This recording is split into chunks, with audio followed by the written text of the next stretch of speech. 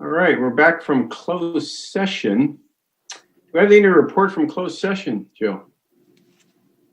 I don't believe so. I would ask Mr. Webb if we do.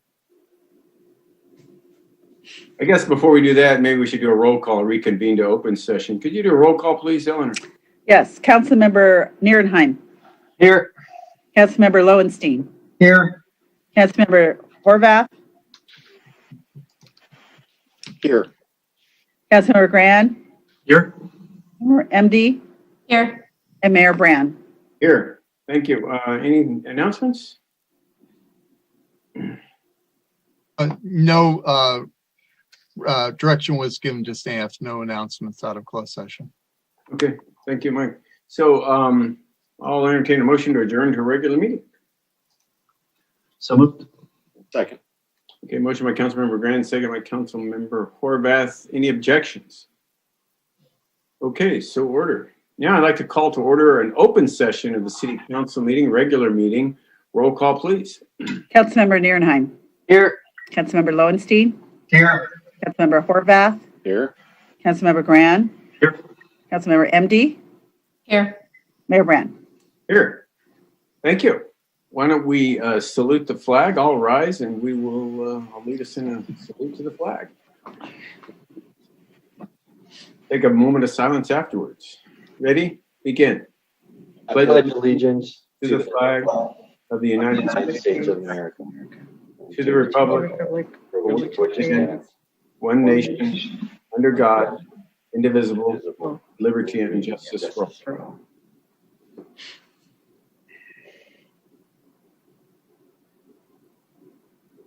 Okay, thank you.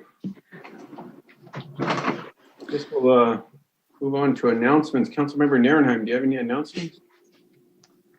Yeah, I got a community meeting, not this weekend, but next weekend, the 13th.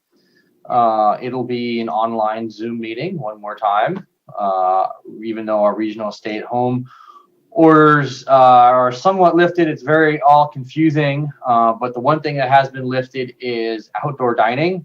If you're confused as I as to the numbers and the data and what's being allowed, not being allowed, well, outdoor dining is allowed. The Riviera Village restaurateurs couldn't be happier. They're making money again. A couple of them were in quite literally dire straits. So it's great for the business down there. It's great for the city down there to have some activities. I just want to remind everyone again that being outside, wear your mask.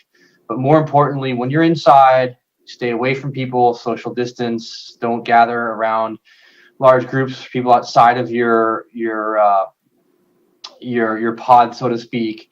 And, just keep taking full precautions. The numbers are still dramatic every single day. I just got my second dose, and I'm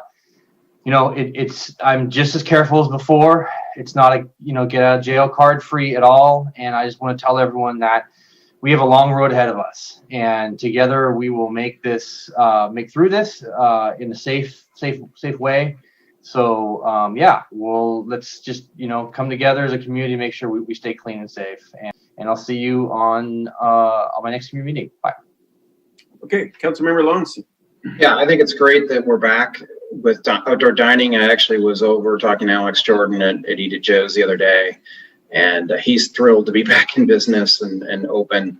I will say we're going to have a community meeting for District 2 towards the latter part of the month, and the theme this time will be the road improvements on Burrell west of PCH. There's been a number of significant accidents along that stretch of road all the way to Catalina, and I've heard from a number of residents. So I'm going to get together with Public Works staff on a date to be determined, and we're going to have a discussion on potential road improvements, whether they're crosswalks or roundabouts or other things. So stay tuned for that. I'll make an announcement hopefully at the next meeting on when the date will be. So thank you very much. Okay, Councilmember Horvath. Yeah, community meeting will be Thursday, February 18th from 6 to 7:30. Topic still being worked out, so stay tuned for next week, and I'll have that information finalized. And then the only other announcement I'll make, and I'll make every Tuesday for the next month or so, is that the South Bay City Council of Governments, we're doing our General Assembly on March 18th. It's going to be a virtual event. It's going to be the same event we were planning to have last year, which I've curated. It's called Intersections, and we're going to be talking about basically a variety of different sectors: transportation, homelessness, housing, affordability, sustainability and environment, economic development, public health, and the intersections of how they all work together. All the decisions we make legislatively here as local officials have both good and unintended consequences. And each of these different sectors tend to overlap and intersect with each other in ways that sometimes we're not necessarily thinking about. So it'll be a really interesting day, and I'll be sending out to all of you or through Renee an invite so that you can invite your constituents and anybody else. Thank you. When is that again, Christian? It's going to be March 18th. It'll be virtual. So it's from 9 a.m. to 4 p.m., but it'll be all online and virtual this year. Okay. Councilmember Grant. Hi, thank you. My community meeting will be Monday, February 8th, 6 p.m. via Zoom. You'll need to get a link to register, so I'm looking forward to that. The topic will be kind of a homeless shelter update, so we'll be providing that. So that's this on the 8th, Monday. Another want to say kudos to the Public Works Department. The North Redondo Beach bike path looks terrific. It has been clipped lawn. The rains make it all nice and green, and it's been clipped, so it looks wonderful. And last but not least, we do have a citywide election going on, and ballots are due to be dropping this week. So everybody look for your ballots. Make sure you vote. Thank you. Okay, Councilmember MD. Hi.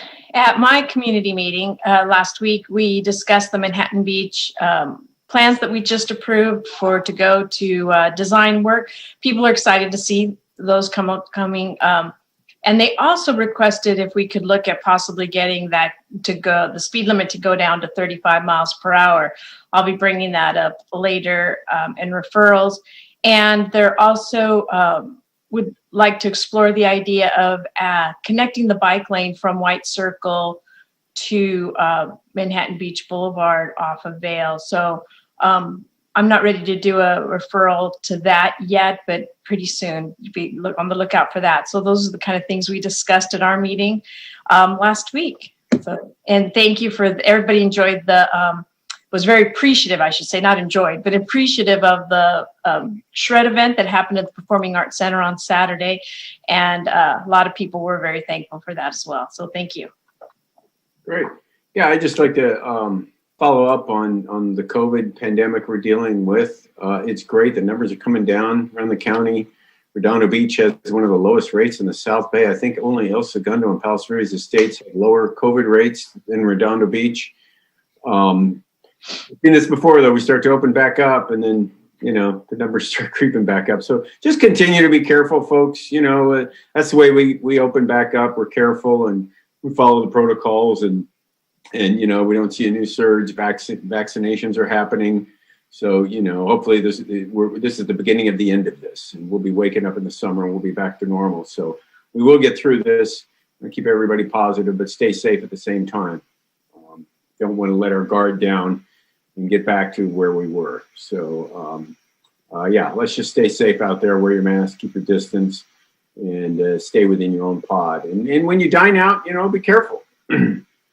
So, with that, we'll move on to the regular meeting. Approval order of agenda. I guess I'll entertain a motion to approve the agenda or change the agenda. Anybody got any thoughts on that? Motion to approve. Second. Okay, motion by Councilmember Horvath, second by Councilmember Grand. Any objections to the approval of the order of agenda? Okay, so ordered. Agency recess. We have one regular meeting, agency recess regular meeting of the Community Financing Authority. So I'd like to call to order a regular meeting at Redondo Beach Community Financing Order. Roll call, please. Member Nierenheim. Here. Member Lowenstein. Here. Member Horvath. Here. Member Grand. Here. Member MD, Here. Chairman Brand. Here. Okay, approval of order of agenda. Any objections to the order of agenda?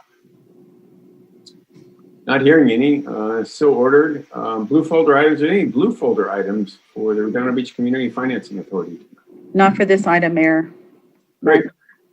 So we have 4 items on the consent calendar. Anyone can pull any item on the consent calendar. The public's welcome to discuss anything on the consent calendar. Again, this is for the Redondo Beach Community Financing Authority. Are there any public comments on this consent calendar? No public comments or Zoom. Okay. Are there any council members who like to pull any item from the consent calendar? Okay. Any motion to approve the consent calendar? Motion to approve. Second. Okay. Motion by Councilmember Horvath, second by Councilmember Grand. I'll do a roll call vote. Councilmember Narenheim. Aye. Councilmember Lowenstein. Aye. Councilmember Horvath. Aye. Councilmember Grand. Aye. And Councilmember Emdy. Aye. Okay. I don't think you need to read anything, do you? No, Mayor. Nothing Okay. to read today. There are no excluded consent calendar items. Are there any comments on non-agenda items for the Redondo Beach Community Financing Authority? We have none. Oh, wait a minute. I have one person who'd like to speak on Zane. Public participation on non-agenda items for the Community Financing Authority? Correct. Okay. So, Zane Obaji Jr. Good evening, Council. I'm Zane Obaji. I'm running for City Council here in Redondo Beach, District 4. I understand that the Community Financing Authority is in charge of financing public capital improvements, and maybe one such of those capital improvements was the $700,000 parking lot on Artesia Boulevard and the bike path. Now, I went to that parking lot this weekend, and I was really disturbed at what I saw, besides emptiness. I saw 2 signs labeling the parking lot. One says, "No parking." I understand it's intended to prevent overnight parking, but it prohibits parking between 7:30 a.m. and 9 a.m.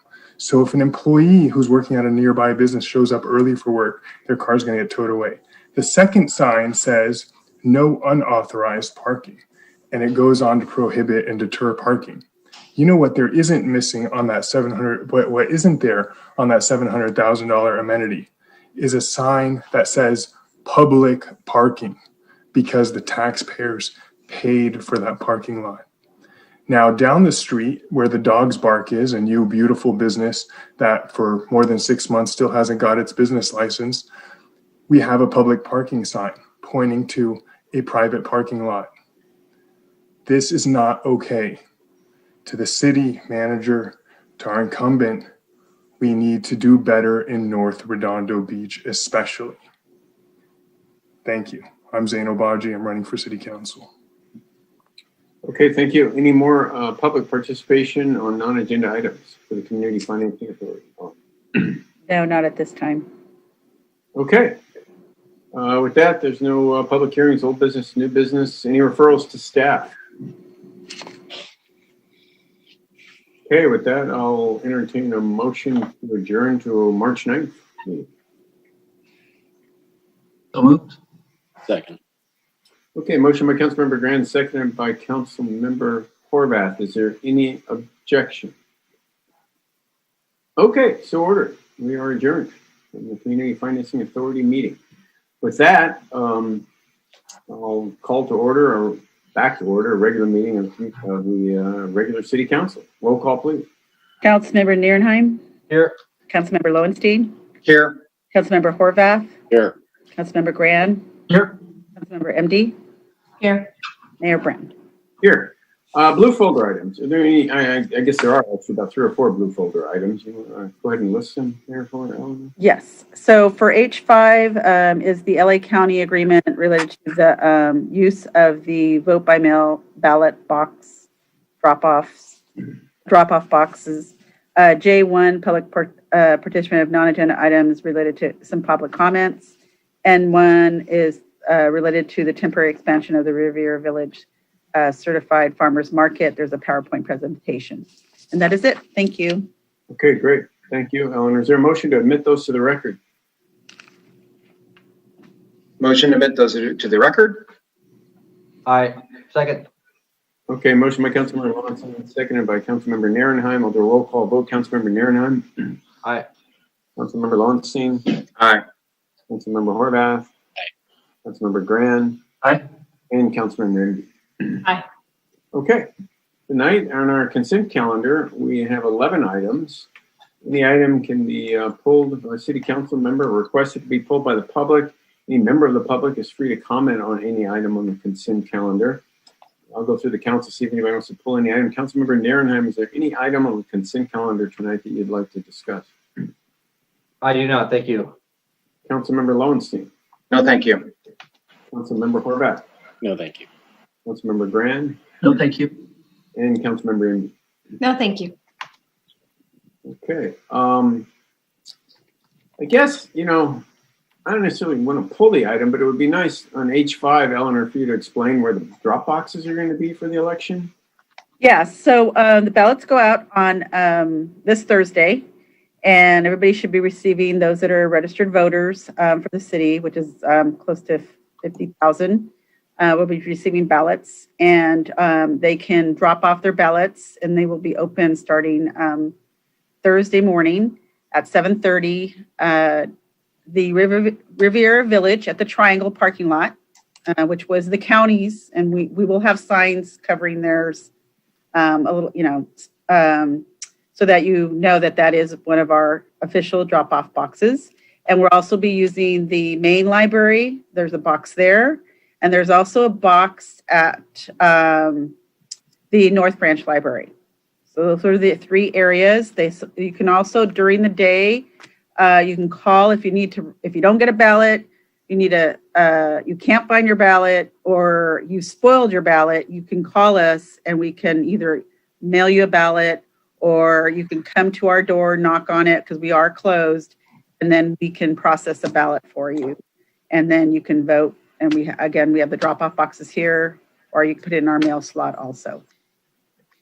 Okay. What's the phone number people can call if they don't get a ballot in a week or so? Yeah, 310-318-0656. And anybody here on my staff can provide information. Okay, great. Thanks for that, Eleanor. Okay. So I guess I'll, at that point, entertain a motion to, are there any comments on the consent calendar from the public? Yes, we have Zane. Oh, a minute here. Oh, no, we don't. Let's see. And no for the Zoom. Okay, great. I'll entertain a motion to approve the consent calendar. So moved. Second. Okay, motion by Councilmember Horvath, seconded by Councilmember Nierenheim. I'll do a roll call vote. Councilmember Nierenheim. Aye. Councilmember Lowenstein. Aye. Councilmember Horvath. Aye. Councilmember Grand. Aye. And Councilmember Enby. Aye. So do you have something to read, Eleanor? Yes, so I have one resolution, H8, adopt by 4/5 vote, entitled only resolution number CC-2102-013, a resolution City Council City of Redondo Beach, California, authorizing fiscal year 2020-2021 budget modification to appropriate up to $70,000 in Southern California incentive project funds from the California Energy Commission to the city's electric vehicle charging infrastructure capital improvement project number 20770. Thank you, Mayor. Okay, thank you, Eleanor. That's our consent calendar. Next up is public participation on non-agenda items. This is the opportunity for the public to comment for 3 minutes on any item that is not on the agenda. Do we have any public comments on non-agenda items? Okay, so okay, here we go. Okay, so yes. So I have Wayne Craig. Okay. Good evening, Mayor and City Council. My name is Wayne Craig, and I'm speaking with you tonight as the president of Rescue Our Waterfront. Rescue Our Waterfront is hosting a candidate forum this Thursday on February 4th at 6 p.m.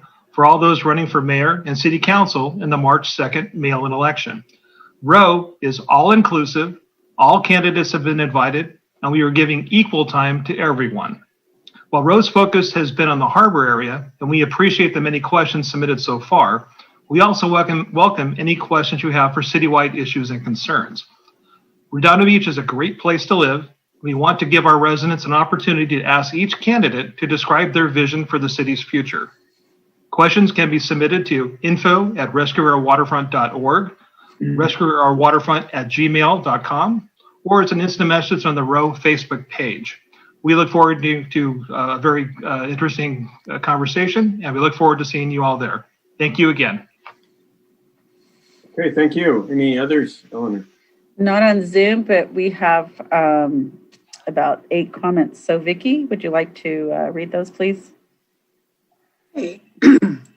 Thank you, Eleanor. First item submitted is from Tracy Lewis. At the January 19, 2020 meeting, as written, meeting of the Redondo Beach City Council, I was shocked to hear Mayor Bill Brand question why Arnett Travis appeared on the 2nd annual Martin Luther King Jr. celebration program. Since early June of 2020, shortly after the televised murder of George Floyd in Minneapolis, Arnett Travis has posted daily on her Facebook page historical events that correspond to that day to shine a light on the long history of racial injustice in the United States. I believe this action is one that Dr. King would approve. It is a daily reminder of the real work that needs to be done to help our nation fulfill Dr. King's dream. It is apparent that Mrs. Travis's commitment to the dream extends beyond one day a year. That is why, Mayor Brand. Second comment submitted by Mickey Marafino. Good evening, my name is Mickey Marafino and I have lived in Redondo Beach for 25 years. I originally came here in 1995 to become the marketing director at South Bay Galleria. I love helping small businesses and have worked for several different shopping center developers in my career. I currently serve on the board of the NRBBA, working to build community and commerce with small businesses in Redondo Beach. I was so disturbed by the childish behavior exhibited by Mayor Brand and Councilmember Nierenheim during last week's City Council meeting as they continually berated Arnett Travis, a good citizen who works to build community and stand up for people's rights. I want to see progress in our city and was proud to work for Center Cal 2014 through 2018. I know hundreds of residents who wanted to see our waterfront improved and wanted to see Center Cal pay for the infrastructure improvements that our city can't afford. Many waterfront supporters told me they signed the petition for Measure C because they were told outright that it would not impact the waterfront project. Although the signature gatherers used deceptive practices, there were no residents who would stand up and fight for the truth until Arnett Travis agreed to take a stand on their behalf. That has always been her intention. There is nothing financial to be gained. Arnett knew neighbors who were tricked into signing the ballot initiative, but she was not afraid to stand up to the deceitful few who had utilized and supported these tactics. When I hear elected officials continue to use their public forums to attack residents, it really troubles me. Sadly, I know I am putting a target on my back, even larger than the one that I had when I worked for Center Cal. If we stand by and let the bullies and the racists spew their deception and hatred without speaking up, we are no better than they are. Arnett is a founding member of the RBPD's Community Engagement Board, whose goal is to put an end to divisiveness and racism in our city. She should be commended for her role in our community, not ostracized by public servants during a public meeting. Next comment is submitted by Tony McKenzie. My name is Tony McKenzie, business owner and our BBA president, Redondo Beach Chamber of Commerce Board of Directors, past president of the School Site Council for Madison Elementary School, and Redondo Beach Police Engagement Board member. I give my time to the things that I care about. I care about the city and community that I am raising my children in. My son is a graduate of Redondo Union High School and plays basketball at Sarah Lawrence College. I'm extremely concerned that this city of Redondo Beach is under the leadership of a mayor and city council member that care more about personal issues and their personal vendettas than growth and unification. It is becoming clearer every day that there is a privileged group of men that feel like they and only they have the right to state and fight for what they feel is right for the city. For anybody that dares to have differing opinions, they will be defiled in public at city council meetings and online, in private anonymous Facebook groups and in local newspapers. After being harassed by friends of Mayor Brandt, he told me that I need to suck it up. It comes with the territory of being a community activist. However, he does not follow his own advice. I was sadly disappointed that the mayor and councilmen took time during a city council meeting to attack a private citizen, Arnett Travis, a member of our RB Police Engagement Board and taking part in a Police Engagement Board event. It was such a vile display of misogynistic and racist character. The optics are too vivid to ignore. The mayor of Redondo Beach, with a population of 3% African Americans, took time from a business meeting to malign an African-American woman for taking part in an MLK event the day after we celebrated the birthday of this civil rights fighter in front of the entire city. Please make it make sense. How does one that was elected to lead the city take up city time to shame a citizen or a personal lawsuit? There needs to be a public apology. That behavior is beneath the office of the mayor. You can't say that you want what's best for the city while doing things that continue to divide citizens and stall growth. Our kids are watching. Do better. Next comment submitted by Steve Goldstein. My name is Steve Goldstein, and I'm a 30-year resident of Redondo Beach and an active community volunteer for many years. I was appalled at Councilmember Narenheim's completely inappropriate opening remarks at last week's meeting and questioning and admonishing the volunteer work of Arnett Travis while faintly praising the MLK Memorial Observance Ceremony, of which she was an active participant. His vulgar remarks completely diminished anything positive about the event he had to say. It is quite clear where his priorities lie. The personal attacks and vendettas will always take precedence over anything that benefits the community, so long as anybody he personally dislikes is involved in any way. This is the worst example of community leader I have seen in a very long time, and to think he is one of the council members in the city that I love is unfathomable. With our local elections so close, one can only hope that this immaturity will be replaced by somebody more competent and unifying. Childish behavior like his should not be tolerated from the dais of our city council. Next comment is submitted by Maggie Healy.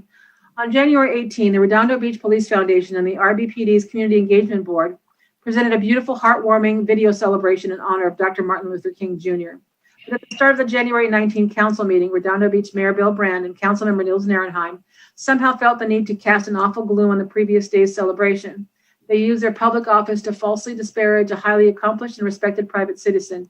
Brand and Narenheim verbally flogged and demonized an African-American woman, a resident of Redondo Beach who grew up in the Jim Crow era South and the founding member of the Community Engagement Board, for her participation in our city's celebration of Dr. Martin Luther King Jr. Then they demanded the names of anyone responsible for having her participate and called for removal of the video celebration from our city website. Mayor Brand and Councilmember Narenheim, you have deeply shamed and insulted our community. Your spiteful actions have no place on the council dais nor anywhere in Redondo Beach. Perhaps you both need to be reminded that in our democratic process, citizens have a right to hold their elected leaders accountable through the justice system. That's what Ms. Travis and others are doing, and they are providing a service to their community by doing so.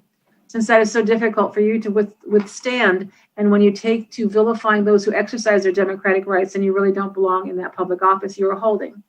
Maggie Healy, Redondo Beach. Next comment is submitted by Thomas Immer. My name is Thomas Immer, and I have been a resident of Redondo Beach since 2015. I am relatively new to the city. I have come to love it, but I am learning things about our elected officials that concern me. I don't know the details of the dispute between Mayor Brand, Councilmember Narenheim, and Arnett Travis, but I do know Arnett Travis, and I do know Arnett Travis, and I do know the kind of leadership I expect from my elected officials. Anyone who has been in a room with Arnett would know that she stands for what's right. She's a leader, she cares, she's done more for the people of our community than most. And to hear the mayor question her appearance on a video for MLK and then demand to know who is responsible to include her in the video is appalling and scary, to be quite honest. We need leaders that focus on what is best for our community, and I'll be looking for them to come March 2nd. Next comment is submitted by Lepsa Smith. The court labeled Arnett Travis and Chris Voisey shills for a sham action that would make Maggie Healy is a shill for city staff. She used to work for the previous city manager who was fired. They brought this community a mall to the harbor that no one wanted. Now the community has a choice to go back to the days of shills and malls, or move forward with music festivals, open space, parks, and public amenities, all of Californians can use. Lastly, since Arnett Travis is being used as a shill by CenterCal, and CenterCal is suing the city of Redondo Beach, us the residents, how does she get to sit on any city commission? That's right, because Chris Voisey, a developer shill, sits on the GPAC, deciding the future of land uses in Redondo Beach. It's embarrassing that this is even an issue, but the comments today show one thing. At all costs, the developers must win and use the great Dr. King who united communities and people to divide us. So sad. Once again, voters have a choice. Let the shills take us back to a time where corporations run the town to the highest bidder, or choose a bright future full of planning, process, and transparency. And the last comment submitted is by Leslie Campeggi. I'm appalled at those who write to defend Arnett Travis appearing in a video on the city website. That Ms. Travis sits on a committee or volunteers her time is not the issue. Rather, Ms. Travis put her name on a lawsuit against the mayor, his campaign finance treasurer, a council member, and another citizen, funded by an entity whose ownership is the developer who is suing our city for millions of dollars because they didn't get their way to build a project in our harbor that did not qualify with Measure G, our local coastal plan, or the requirements of the California Coastal Commission.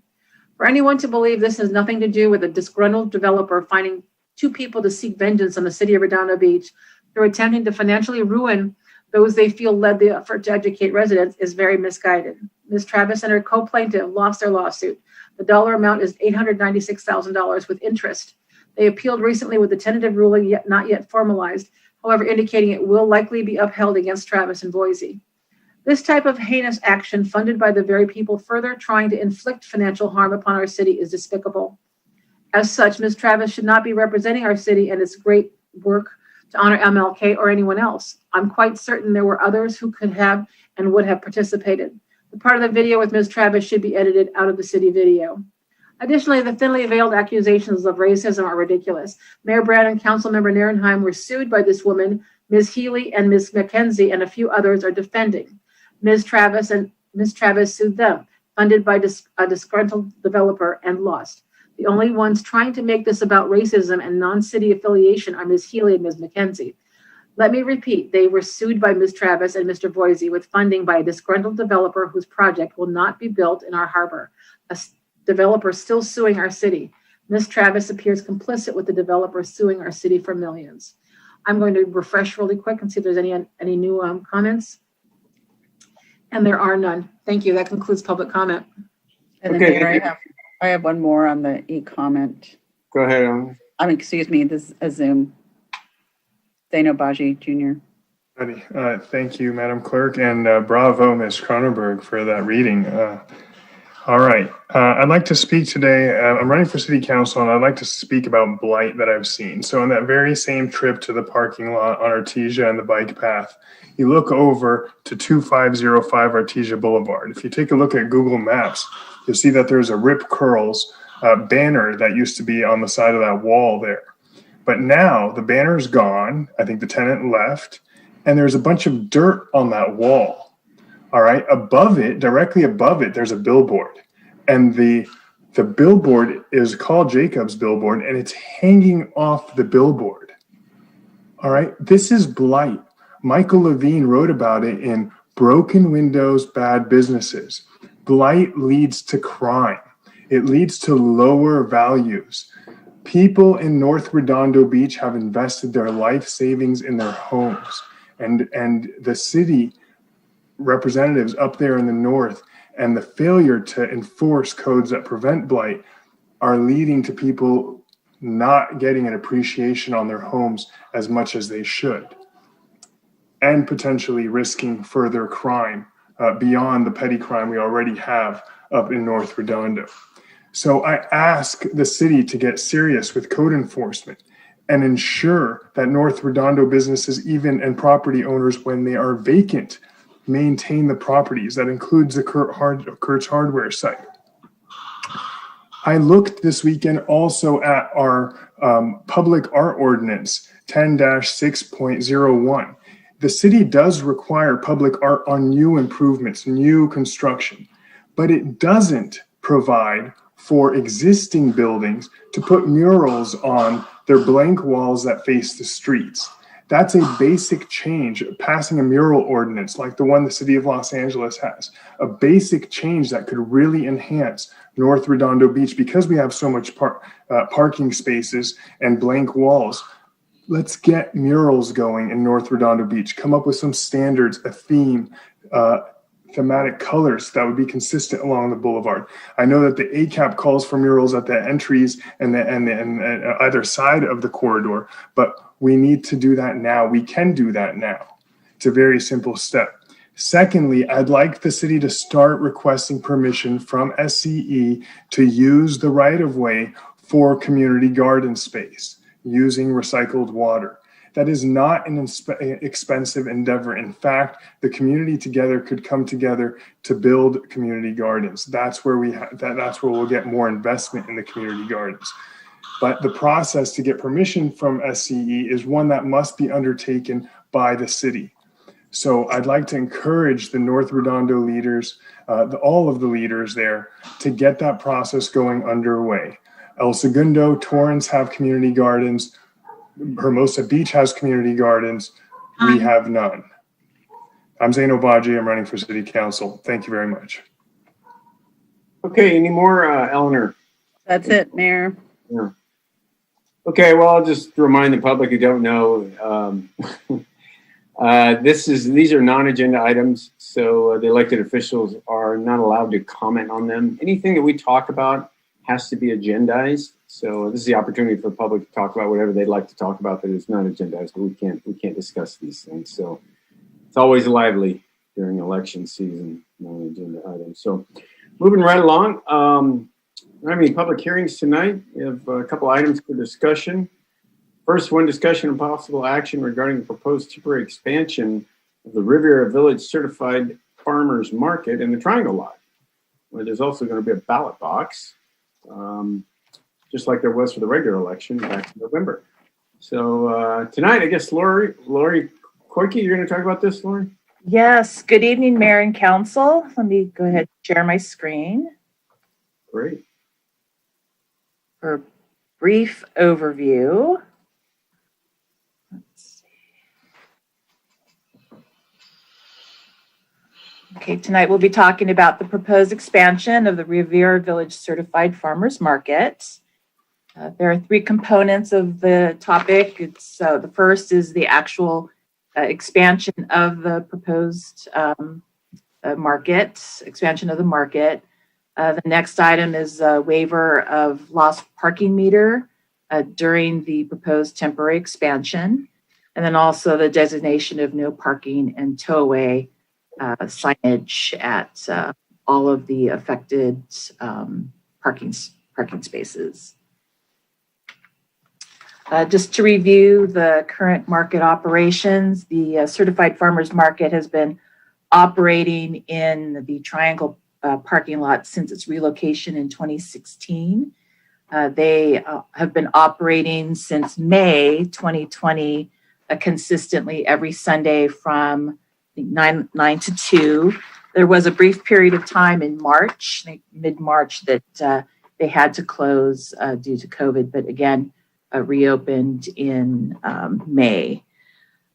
In terms of the COVID-19 restriction limitations, they obviously have to deal with face masks and reduce capacity when they're open. But the main item that is the reason we're here tonight is that the DPH limitation restrictions require a larger spacing in between vendor booths. So, for example, in a 160-foot area, there are 10 vendors instead of the 16, which was pre-COVID, and that it's about 6 feet between each vendor. So therefore, a special event application was jointly submitted by Linda Habash, who is the market manager, along with the Riviera Village Association. As typical with special event applications, we did check in with the safety departments, planning, building, public works, of course, to see if there were any concerns. And then also, Linda told me that she recently did have a walkthrough with one of the fire captains and the fire marshal to walk the proposed expanded area to make sure they did not have any concerns.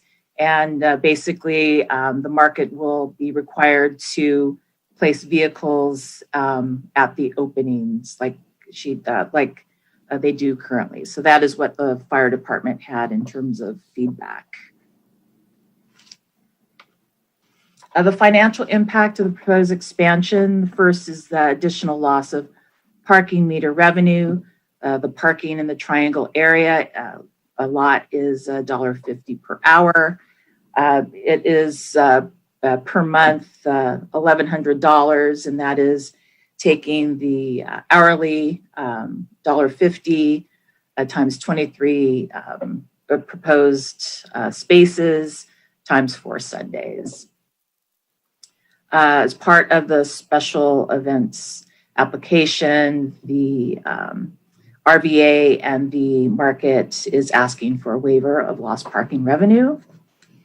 One other cost has to do with the parking meter signage. However, it is estimated to be about $100 because it will be done in-house by Public Works. And they, of course, will also install the signage. And in terms of the expanded market, it is anticipated to increase visitor traffic to the market by offering an expanded number of vendors, and also will increase traffic. We hope that it will also increase visitor traffic to Riviera Village as a whole, so that they can visit businesses and now eat at restaurants. And hopefully this will increase sales tax to the city. So the recommendation is to approve the temporary expansion of the Riviera Village Market and the Triangle lots, approve the waiver of additional lost parking meter revenue during the temporary expansion, and also designate no parking and tow away at all parking meters affected by the temporary closure. And that is the overview. We do have with us tonight Linda Kabosh, who is the market manager, and also Jeff Ginsburg of the RVA, if you have any questions. Okay, great. Thank you, Lori. This is an exciting development. Obviously, been a success. You never know when you start these things, how it's going to work out. So let's see what questions we have. I know it's been a big hit with the public. Councilmember Narenhut.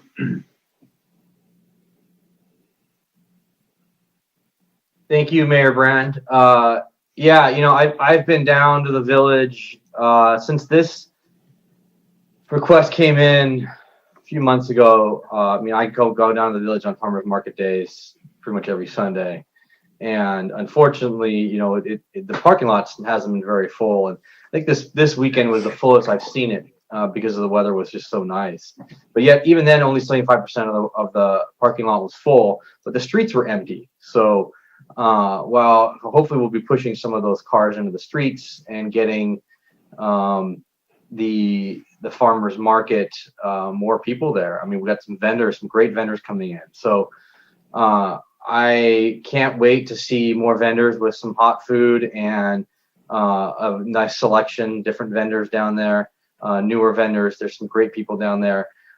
It's really making a huge impact to the village as a whole. Trader Joe's and other businesses down there see a remarkable increase in business because of the success of this farmers market. So I don't see any. I do see a hand up. So I'll refrain from making any comments until we get public comment. And Mr. Grant speaks. Okay, Councilmember Grant. Well, I think this is a great idea. It's exactly what we should be doing during a pandemic, and I'll just make the motion to accept staff's recommendation. I'll second that. Sure. Could I ask Linda to come on? It'd be interesting to hear Linda's perspective on how things are going. How long has this market been going? It's been a couple of years at least, and you think this expansion is going to fill up nicely, complement what we already have. Do you mind speaking, Linda? Or?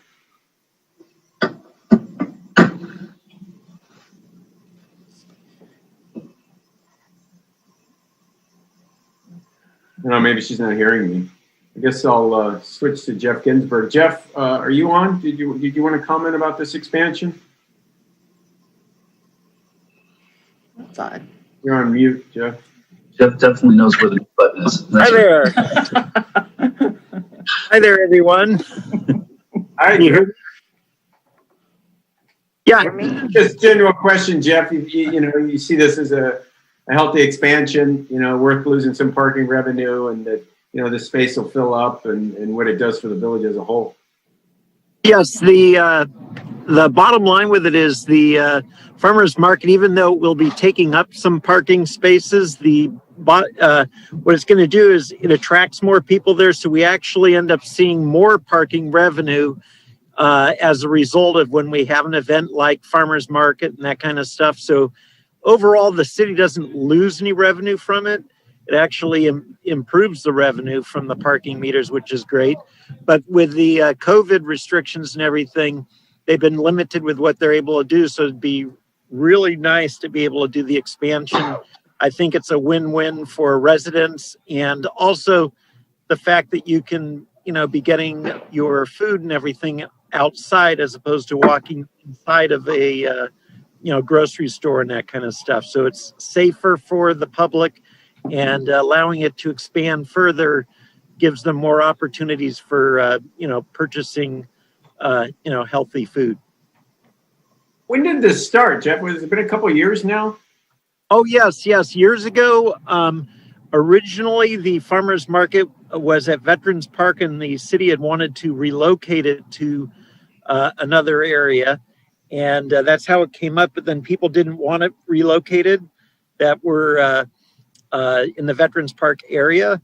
So Thursday morning, we might remind people, Thursday mornings, we got a farmer market 8 to 1 right next to Veterans Park and George Freeth Way. Right. And so originally and this was probably, I'd say, gosh, it's got to be 4 or 5 years ago. They wanted to actually relocate it, but then the residents that lived over there didn't want it relocated. So they just added the Riviera Village, and it's gotten bigger and bigger. And I think it's actually probably larger now than the Veterans Park Farmers Market, I'm guessing. But it's worked out extremely well. Very positive thing for families to be able to shop, and it's a great event every week. Yeah. Well, it's been adjustments along the way. I know that because originally it was over on Avenue I between Catalina and Esplanade, and that was a Friday afternoon, and it got windy and it got cold and just kind of didn't work out that well. And then I thought moving it to Riviera Village for Sunday morning was fantastic and drew a crowd down there that wasn't there before. And I think that's why you see the spillover business to even Trader Joe's, right? You go shopping, farmers market, you don't get what you want, you spill into Trader Joe's or even over to Vons, and then you start shopping. So it's exactly the kind of thing that helps the whole area. And I totally agree. Yeah, it's great for the community. Yeah. And it's a Sunday morning. It's just draws people down there. And what is it, 8 to 1, Jeff? 2. 9 to 2 p.m. I believe. 9 to 2. Yeah. What are the hours? 9 to 2. Okay. All right. Great. Yeah, they need an hour to set up, so we do shut down the parking at 1 hour before, but 9 to 2 is the actual hours of the market. Okay. Great. Did Linda come on? Linda, did you want to say anything? We called you earlier, but we didn't hear anything. Maybe you're not hearing us. Anyway, with that, I don't see any more questions. Any public comments?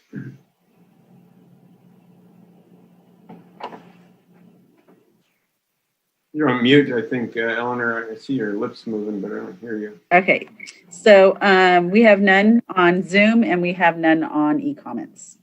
Okay. All right, well, there's a motion on the floor by Councilmember Grand, seconded by Councilmember Narenheim. I guess I'll do a roll call vote. Councilmember Narenheim. Aye. Councilmember Lonesome. Aye. Councilmember Horvath. Aye. Councilmember Grand. Aye. And Councilmember Enke. Aye. Well, there you go. Thank you. Do you need to read something, Eleanor? No, not on this item, Mayor. Thank you. Great. Thank you. Thank you, everybody. Yeah. Thank you, Jeff, for helping out. Thank you, Councilmember Narenheim and Lori and everybody. It's really Good stuff, Jeff. a lot of Thank stuff. you. We are expanding. We'll see you there on Sunday. Sunday, 9 o'clock. Okay, into discussion and possible action regarding the residential two-waste stream pilot program that was conducted from March last year to November last year. This has to do with reducing the amount of trips our garbage trucks take down narrow streets. So with that, I guess I'll turn it over to our Public Works Director, Ted Samant. Ted. Thank you, Mayor and council members. Yeah, we are here tonight to present you the findings of the two-waste stream collection, the service pilot program that you directed us to implement a year ago exactly, as a matter of fact. Joining me tonight to give you that presentation are Jesse Reyes, our Senior Management Analyst for the city, as well as Amanda Mejia, Government Affairs Senior Manager, and Christian Warner, Vice President of Government Affairs for Athens Services.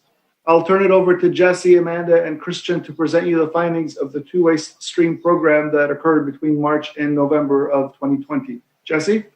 Thank you, Ted, and good evening, Mayor and Council. Let me share my screen.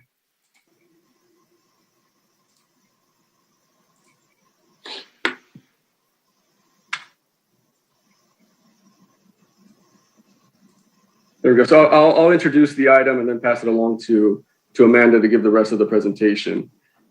So as the mayor mentioned, we've had this pilot program. How did this come to be? It was included in the amendments with Athens Services in June of 2019.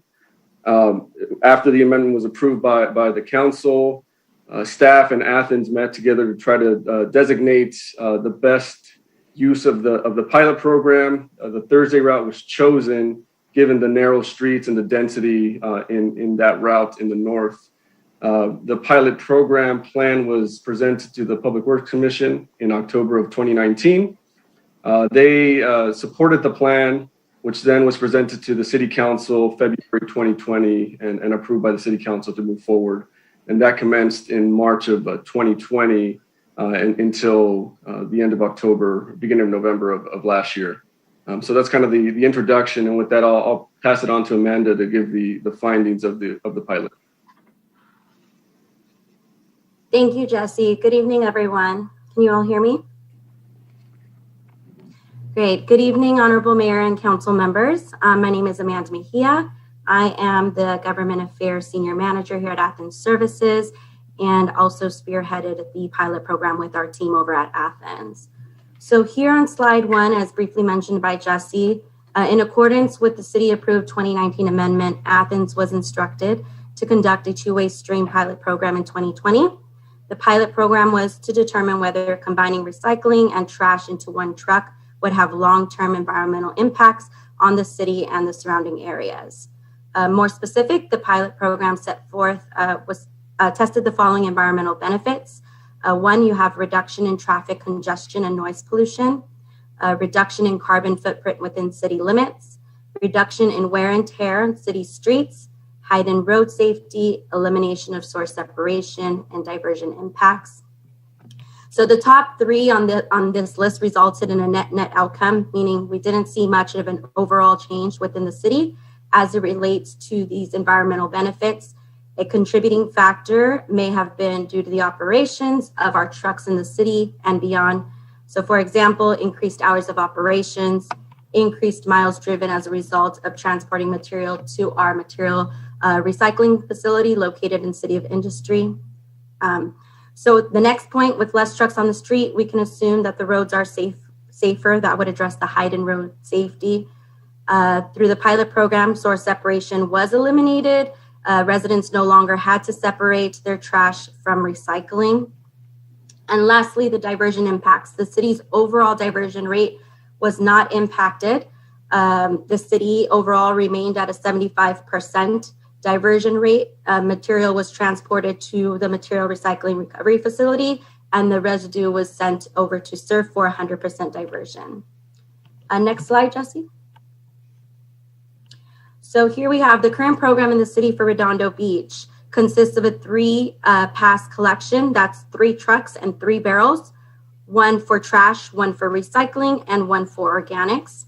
1 truck currently passes for each commodity, and residents are separating the materials into the 3 barrels.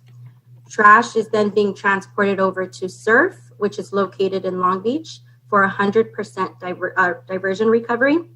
And through this program, the residential diversion will remain the same at 100%, and the city's overall diversion also will be 75%.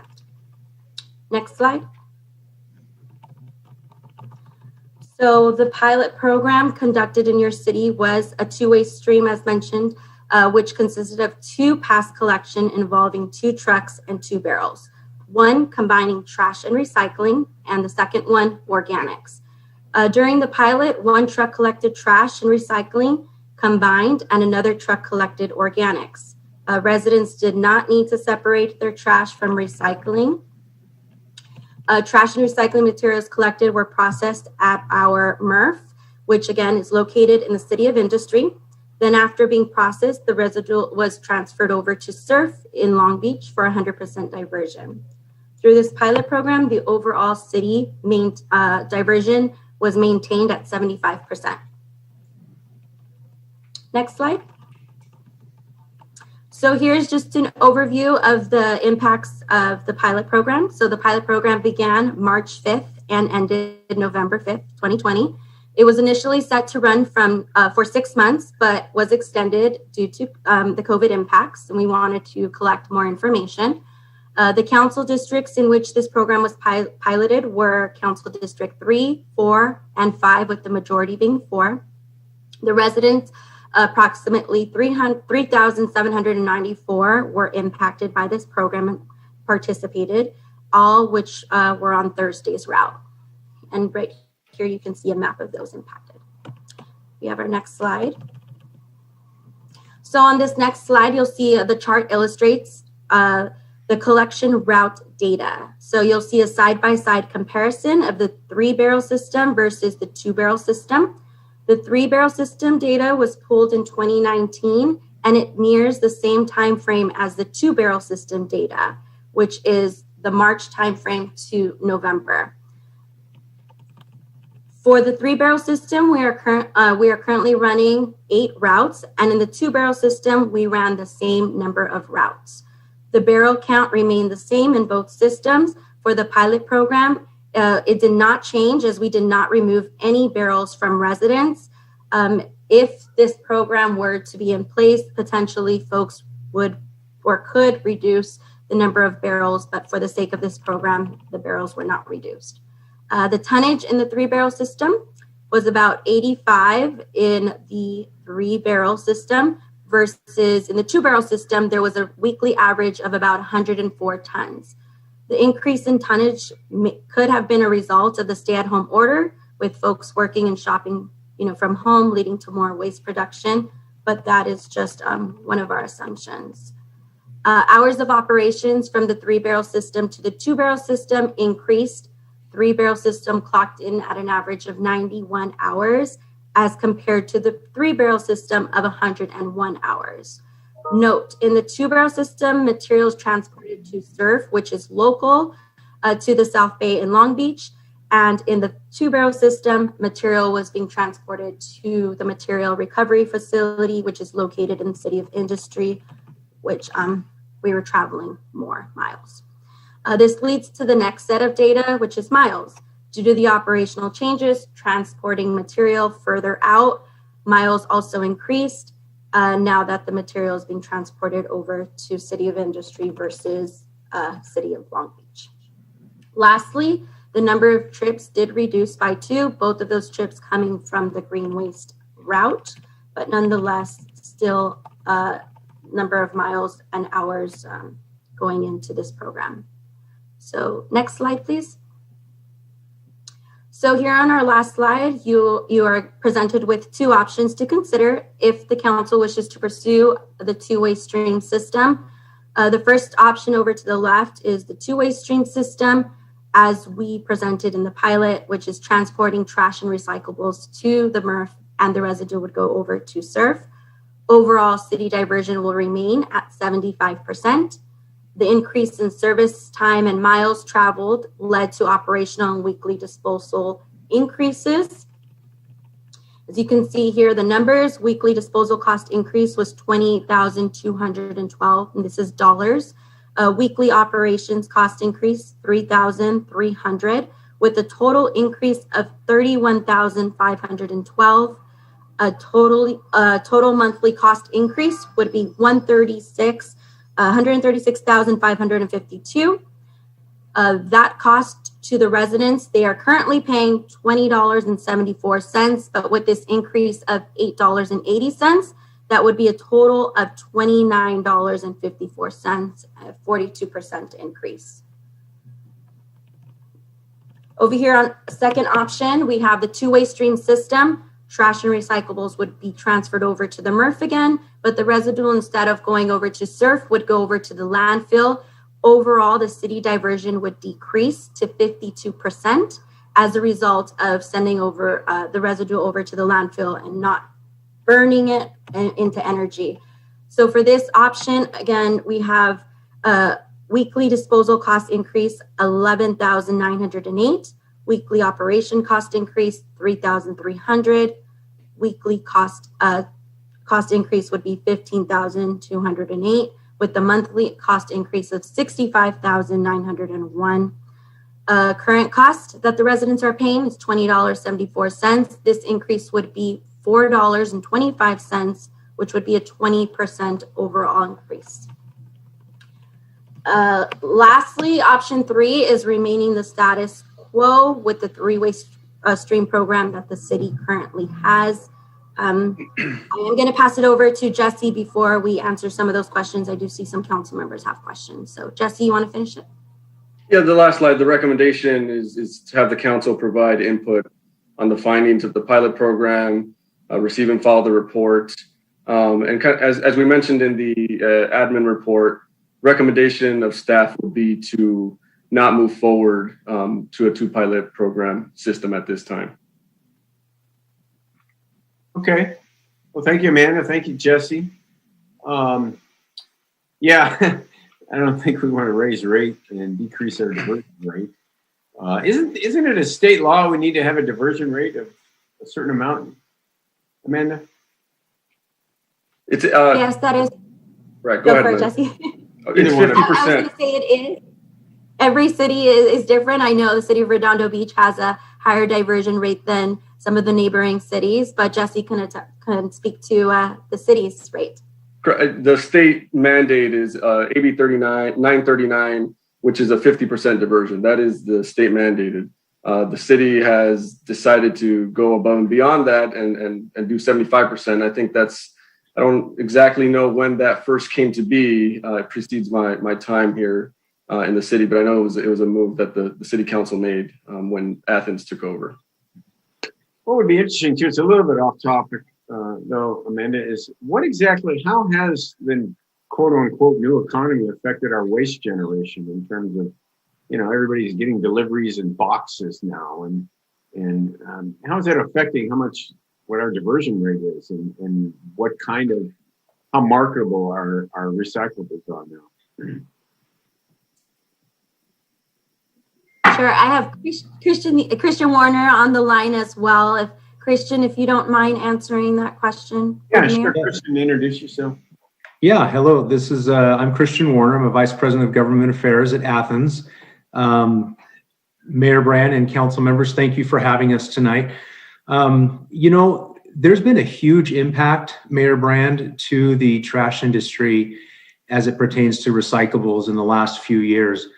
The biggest impact we've received is from what we call the China sword, which is the country of China has, for many, many years purchased most of the recyclables here in the United States, and they stopped doing that in the last couple of years. And so the opportunity for us in the United States to actually sell our recyclables has become very, very limited. As a result, it's very difficult to recover certain commodities. So we have seen a huge decrease in the market there. Now, we have also been faced with COVID. And as Amanda explained, we have seen an increase in our residential tons across the board in all of our cities because so many people are staying home, working from home, going to school from home. We are seeing some more cardboard in our residential trash cans as a result of so many people at home and ordering stuff. But then we're also seeing a big decrease in some recyclable commodities on the commercial side. So, we're seeing different ups and downs in different areas, but overall, it's becoming more and more difficult to recover recyclables here in the United States. The good news is that the United States is responding to what's happening in the global market. So because of countries like China and other countries who have stopped taking recyclables, now the United States is starting to make some efforts to increase the opportunities for us to do our own recycling within the United States. So we're going to start seeing more and more of that, over the next 5 to 10 years. But I do want you guys to know that as we go through all of these changes, we have been making every effort that we can at Athens Services to upgrade our infrastructure, to make improvements to it, and to really go along with the market changes so that we can keep your diversion at 75%, and so that we can continue to comply with state laws and do everything that we need to do as a company. So do you find a reduction basically in recycle? We get a 75% diversion, but is that just what goes to the MRF? I mean, does that 75% mean that it actually gets reused and recycled, or is more of that, because less of it is recyclable or less of it is marketable, going to the landfill? Yeah, that's a good question. What that means is, out of 100% of all of the trash that we pick up in your city, between residential and commercial, we are diverting and recycling 75% of it, so that only 25% ends up in the landfill. The different ways we do that is by taking the majority of it to our MRF to pull out all the recyclables that we can. We do some of it by way of green waste and organics, and we take it to our composting facilities that we have. And then another good opportunity that we have right now that Amanda has been talking about is the refuse to energy facility in Long Beach. And what they do there is we're able to take only the trash components. So after the mixed waste has been recycled as much as possible, we take the rest of it, or the residue, to the Long Beach facility, and they actually burn the trash. And through that burning process, it creates energy, and that energy is then used in California for power. And so all of those different sources allow us to recycle or divert 75% of Redondo Beach's, trash. Yeah. I went on a tour about a year ago to American Organics, a composting facility out in Victorville, all in one day. Went with Stephanie Cochrane, who owns the Wasteless Shop in Manhattan Beach, and her videographer. And we also went to the MRF in Sunland, I believe. And then we also, another trip, Stephanie and I went to what's called the Surf in Long Beach. It was very, very enlightening, and I highly recommend any council member go see how our waste is handled. It's a big deal, and it's the biggest contract we have at the city. And I was surprised by a lot of things, and we made some videos, and we're going to put those up in the next couple of weeks.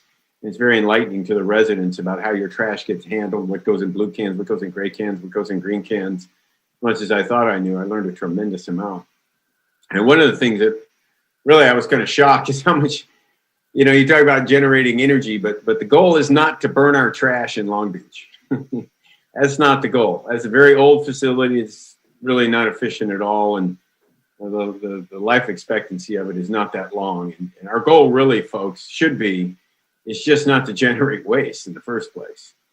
And that's easy to say and extremely hard to accomplish. But that's where Stephanie Cochrane and shops like the Wasteless Shop, where you use reusable containers and just go, for instance, fill up your shampoo with something and not have to buy a brand new shampoo bottle every time you go and buy some hair shampoo and then throw it away. It's really, a sustainable practice is to generate as little waste as possible, unless it's compostable. If it's compostable, well, then, they reuse that truly. And if it's recyclable, it's truly reusable. But it's getting harder and harder for people like the layperson to figure out, what we're buying and what's actually going to get recycled, reused, or repurposed. It's getting very difficult. Yeah. And the goal really should be not to minimize your waste generation to begin with. And I see it, people eating out more, takeaway. And it's just amazing you buy food to go from somewhere, how much stuff you bring home and throw in the trash can? So people, really need to. We are going to have to change our ways in a more meaningful way than just focusing on diversion. Yeah, it just doesn't seem sustainable. And Athens has been a great partner, and I think moving forward, we're going to have to continue to adjust our own practices and what we do as individuals in terms of waste generation and sorting the trash. Or, like I always thought palm fronds go in the compostable can, the green can. No. They literally have people out at American Organics, which is where your green can goes, hand sifting through the compostable stuff, and they're pulling out the palm fronds, and those palm fronds are going to the landfill. So it's much more efficient to know what to put where in which can than all these trucks driving around taking it to the proper place. So with that, I'm kind of surprised at this presentation that 2 trips is less efficient than 3 trips, but I get it, and I'm glad we went through this exercise. It was kind of interesting because Athens themselves told me years ago that they thought it would be more efficient to do 2 trips instead of 3 trips down narrow streets like Rockefeller, for example. And now we're finding out after this little trial that it's more complicated than that. Yeah. With that, I'll just turn it over to Councilmember Laura Endy. Thank you. I agree. Thank you for the presentations. And I'm surprised that it didn't yield better diversion rates. I'm surprised that it didn't save a lot in the miles. And there isn't anything in that report that would make me want to change the way we do things. And Mel Brand already said everything I was going to say. And so I agree everybody should go visit a facility. Councilmember John Grant and we went, gosh, I think it was 4 years ago. We went to go see all that. I'm glad that you said that you learned a lot and you thought it was great, because I felt like I was kind of geeking out when I went and did it myself. And so, anyway, so I would make a motion that we just leave everything status quo, or just receive and file the report. I guess that's the proper motion. Receive and file the report only. Yeah, it seems to be where this is going. Is there a second to that? I'll second it. Councilmember Lowenstein. Yeah, it's obvious because I seconded it that how I feel about this. I don't think we should raise rates on people. I just curiously, how many other municipalities have done this pilot program? I'm glad you asked that, because we've gone through this exercise about 3 other times, at least in what I can remember. I've been with Athens now for about 20 years. And so we did this right next door to your neighbors, Palos Verdes Estates. We also did it in the city of Bell Gardens and in the city of Montebello. And in all of those cases, we went from a 3-barrel to a 2-barrel. Each of those 3 cities was extremely different from Redondo Beach. And so I'll lead off by saying, first of all, Redondo Beach is special. You guys have an amazing community with the current 3-barrel system that you have. Your citizens do an excellent job of already source separating their recyclables since day one. As Mayor Brand just said, in the green waste, we're working on trying to clean the green waste up and helping the citizens to do that, but they do a really good job. In the other communities where we did it, in Palos Verdes Estates, they actually have a backyard service where we go into their backyards, take their trash out to our truck, and then take their containers back. That's a special service that they request. And so because of that, it made a lot more sense for us to go from 3 barrels to 2 barrels, just to reduce all of the going back and forth into the backyards. So that was kind of a special circumstance, and their diversion remained about the same. However, in Bell Gardens and Montebello, when we changed from 3 barrels to 2 barrels, we saw an immediate increase in their diversion. We were actually able to see operational changes that helped both the city and Athens. I think a big part of that was their location, as it geographically is to the city of industry. It's much, much closer than the South Bay. And so we were able to take their material, recycle it at our facility, And I don't like to compare communities to each other. I'll just say that Redondo Beach does an excellent job already of separating the recyclables. The fact that you guys are in the South Bay, we had to just travel many more miles to get your waste during this pilot program to the City of Industry. And that's just a longer haul than going to local facilities with your recycling or taking your trash only to Long Beach.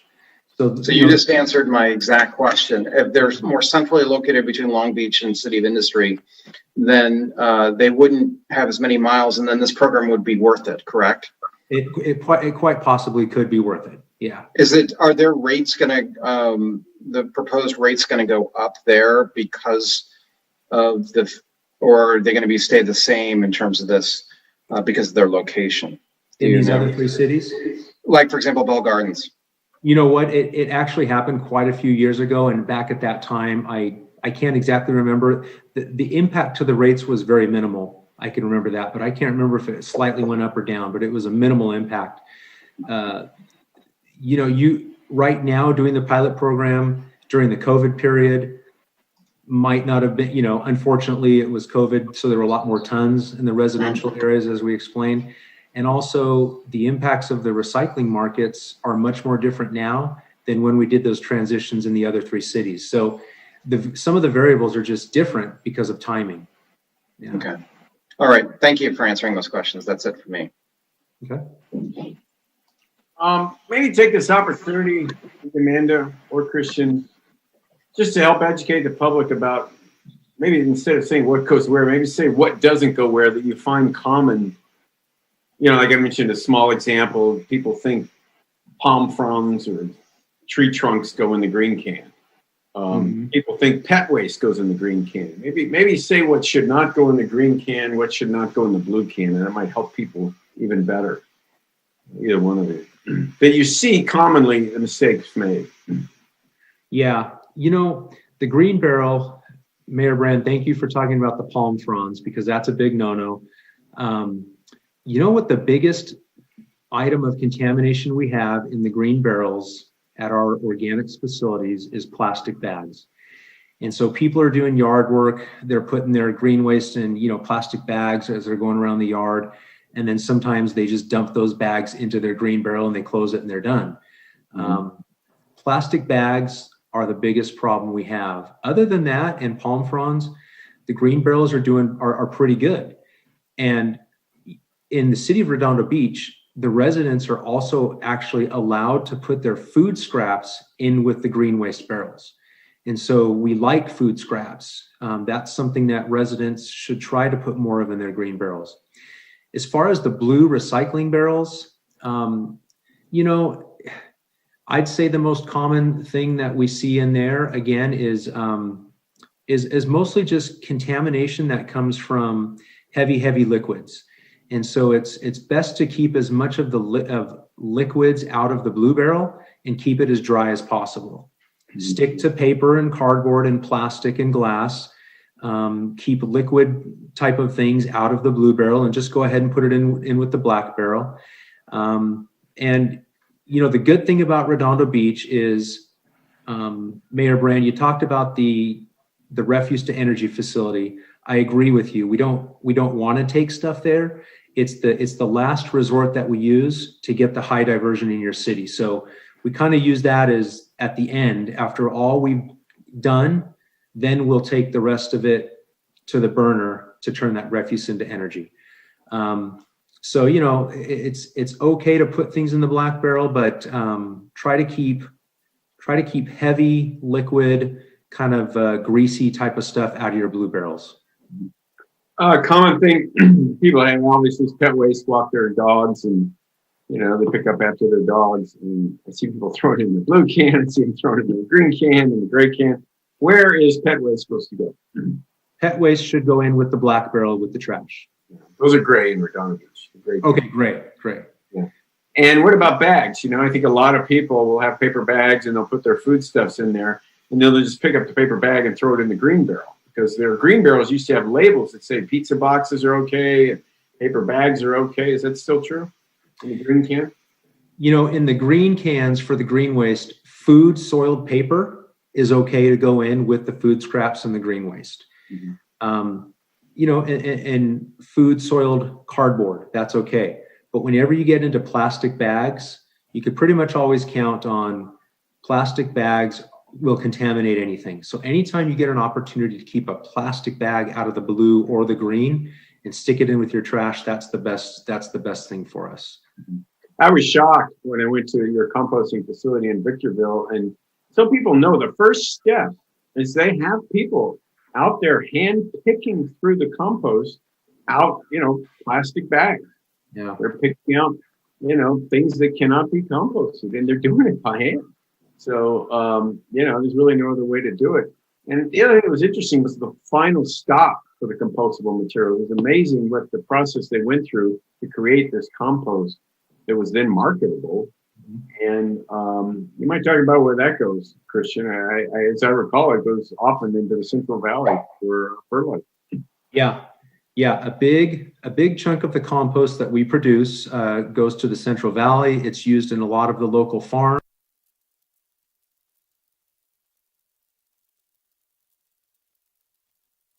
We just want to get rid of it and get it out to as many of the local farms and areas as we can.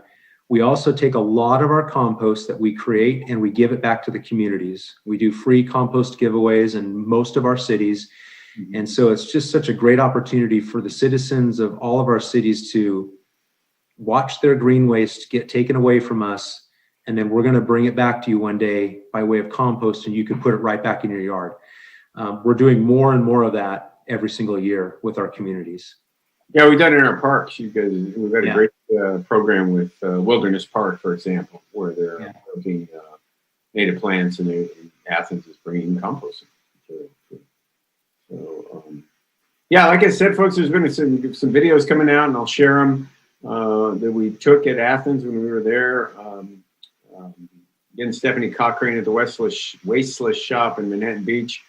Really, it's kind of the future. If we can train ourselves to change our behavior in a way that doesn't generate so much waste, it's going to be good for the environment. It's going to save us money, frankly. So, get trucks off the road.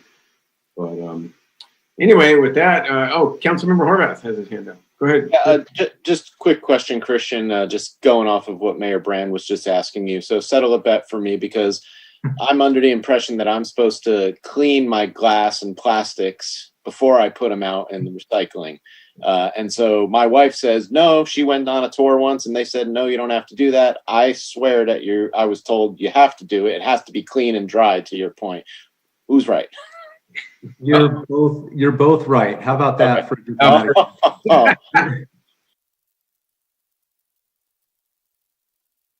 Before you put it in your barrel, obviously, the better it will be, the cleaner it will be when it gets to that recycling facility. However, recycling facilities are also built, for the most part, to be able to deal with that type of stuff, because that's just reality. A lot of people aren't going to always, scrape out or rinse out all of their, pasta sauce out of their glass jar before they put it in the blue barrel. So again, the answer is yes to both of those. Okay, well, that's good to know then. And then the last question is, you kind of touched on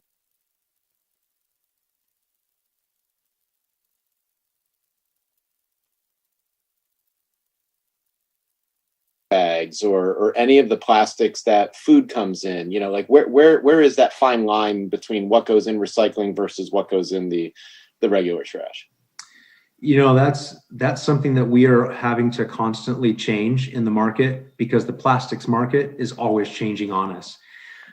So I'm going to give you the rule of thumb, because it changes month to month. The rule of thumb is, if it's a type of plastic that you could probably take to a place and get some money for, aluminum cans and certain plastic like water bottles, that's the best type of plastic to put into a blue barrel. If it's a plastic bag or a Ziploc bag that you get from the grocery store, or those types of bags, rule of thumb is put those in with the trash. So get money for it on your own. It's a really good form of plastic to then recycle. And just to be can people actually take plastic bags back to supermarkets and whatnot, as opposed to even putting them in the gray barrels? Are there other programs out there? Because I've heard about that as well, and I never know what to tell people. Yeah, that is, community by community, grocery stores. If they do it, some of them don't. A lot of them don't because they just don't want to deal with it. But, that's something that we can look into just to see where there might be some local facilities close to Redondo Beach or in Redondo Beach. Maybe we can put that on our website just to help people at least know, what else they can do with the plastic bags. Yeah. Thank you. Okay, Councilmember Narenheim. Yeah, real quick. I thought there was a new facility. I thought it was in the valley that opened up that deals specifically with plastic bags and recycling of plastic bags. I was talking to someone a few months ago and they said that it's just opened up. Are you referring to an Athens facility or No, someone else? Someone else. Oh, okay. You know what? I am not familiar with that, so I'd have to do some digging to see if that's true. I will tell you that we as a company, we have been doing some research and some trials on how to handle different types of plastics because of this issue that we're faced with. There's some technology where plastic can be turned into small little pellets and then used as fuel that could replace coal, for example. And so we're looking into a lot of different technology for plastics, but I'm not quite sure what that facility is that you're referring to. Yeah. Okay. That's all I had to question then. Thank you. Mm-hmm. Okay, are there any public comments, Eleanor? Or Zoom. Oh, wait a minute. Holly Osborne. There you go. I want to know from Christian Warner, if you have those buy fresh strawberries and it comes in a little plastic, whatever, you know what I'm talking about? Yeah. Does that go in the blue barrel or the gray one? I would put those in the blue barrel. Right now, that's something that we can deal with, definitely. Okay, thank you. Good question. That's it. One more question, Christian. If you have something like Holly just mentioned and you're not sure, should you err on the side of putting it in the blue bin? I would, yeah. That's generally what I've been doing. I think a lot of people do that if they're not quite sure. Because you have the MRF facility out there and they separate it and can't be recycled. And they'll get it out of there. Yeah. And where does that go if it's not recyclable and it was at the MRF? It'll just end up at the landfill, or we might take it to the Long Beach Surf and turn it into energy. And just so you guys all know, one of the good things about burning tons in California and turning it into energy, the rules and the laws say that we can't do that unless it goes through a recycling program first. So they don't just want us to take anything to the burner without it already going through some type of recycling program. So that's just a nice thing to keep in the back of your mind. Yeah. It's good to know. How much longer do you think that Long Beach facility is going to operate? I don't know. It's got at least a few years. I know that they've tried to do some heavy duty maintenance on it to make it last longer, but as you pointed out, it's just an older facility and it's becoming more and more difficult for them to keep that running. There are times when it shuts down for like 3 or 4 weeks at a time because of the maintenance they have to do on it, and it just really, really affects us, all the haulers. Yeah. It looks like technology from the 60s, frankly, when I was down there. And that, it's the LA Air Basin, so it'd be nice if they had something outside of the basin. Sure. Air quality impact. Anyway, there's no more hands up, and we got a motion really just to receive and file. It's pretty clear we're not going to raise our trash rates and reduce our diversion capacity, but really appreciate the study. It's enlightening.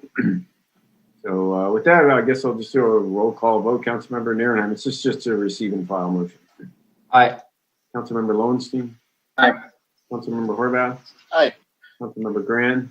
Aye. And Councilmember Emby. Aye. Okay, well, thanks for coming, Christian, Amanda, Jesse, everybody in the presentation, answering all our questions. Really appreciate it. Thanks for having us. Have a good night. Thank you.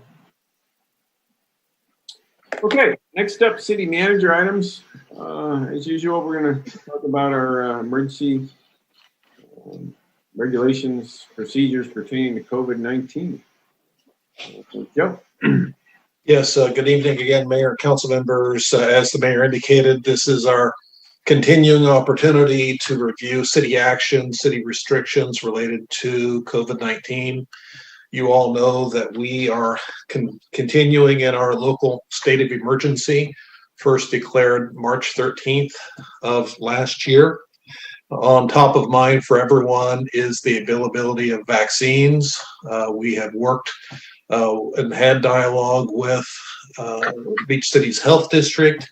We have Tom Backley with us tonight, who will give us an update in terms of his efforts and Beach City's Health District's efforts to try to get in the business of having a vaccine site. There's a shortage of vaccines, a shortage of sites, but we have worked closely with Beach City's Health District and our neighboring cities, and Beach City's Health District has made a lot of progress, but they can't do it by themselves, especially if they're not getting the vaccine. So with that introduction, Tom, could you take it away? Good evening, Mayor and Council. Maybe I can start and just go through the numbers real quick, a couple of slides that show our vaccine strategy. So let's start with this one. You all were talking about the numbers and just want to review those quickly here. So this is what we're seeing. LA County cases are 1,124,000. Beach City's total cases, 4,265. And then, of course, we have the death numbers. They've gone up a little bit in the Beach Cities. We're at 41. You can see that the numbers that everybody's been looking at as far as ICU beds, it was at 0.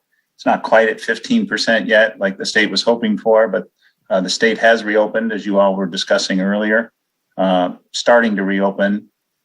What I wanted to do is just show you kind of what we're seeing on a 7-day average at the county. So you can see a big drop here happening. Hopefully this is the spike and we won't see another one. As the mayor was discussing, that will be determined on our behavior. The deaths number, though, is staying high, which is concerning, of course. And so this is what we're seeing over here as far as the average daily reported deaths. Just scrolling through, you can see hospitalizations starting to decline. That's obviously good news. So that brings us back to this chart that shows the reopenings. Remember, for a long time, we were in the purple stage. This is where we were having outdoor dining before it was closed. We were hopeful that we were going to move to the next stage, this kind of salmon colored one. We were hovering right around 7 for a while. This is average daily new cases per 100,000. So you can see we're at 38.7 right now. So to move out of this purple stage, we have a ways to go. Positivity rates a little better. We're at 11%. We need to go below 8%.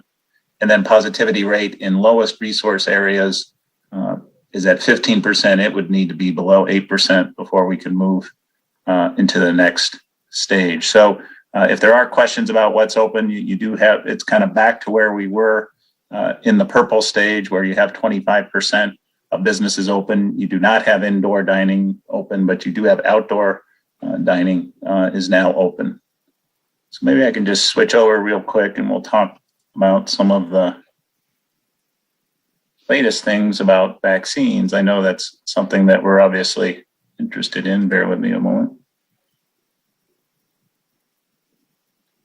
Tom, don't deaths lag cases and hospitalizations? I mean, they do. We're hopeful that that's going to come down. We can look at some of the prior numbers. You're right; they don't track exactly for new cases, but we hope that obviously that death number is going to be coming down. So we'll be watching that closely, and I think that really gets to our strategy on vaccines, and something that we're concerned about is older adult access to vaccines.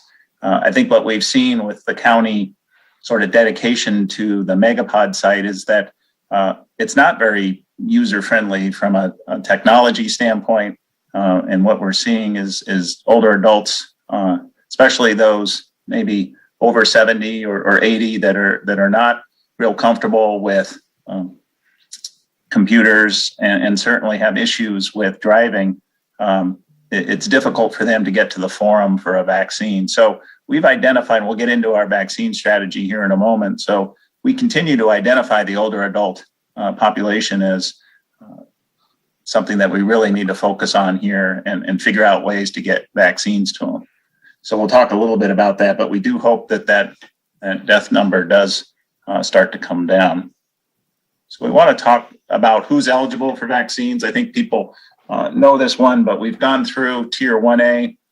This is what we're in progress. I think many people, as Niels mentioned earlier, are getting their second shot that are in this category. This tier, we're starting to head into 1B, where persons 65 and older have been opened up for vaccines. So that's in progress.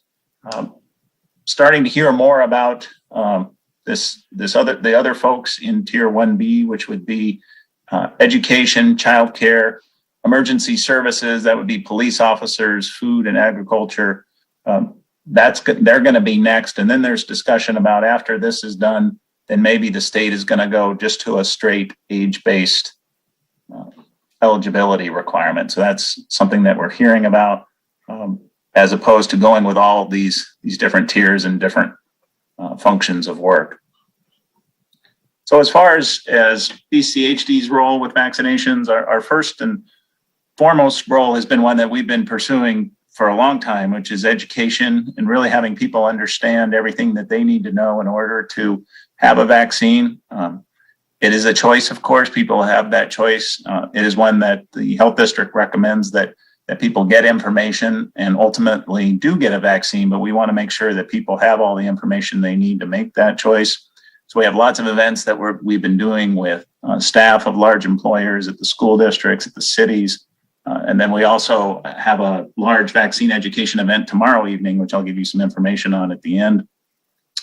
As far as vaccine distribution, so Beach Cities Health District is a registered vaccine provider. So we've registered with the state. We've gone through all of the certification requirements that are required to go through CalVax, it's called, in order to receive vaccines. We've requested 3,000 vaccines and we have not received those from the county. We remain hopeful that we'll be getting those soon.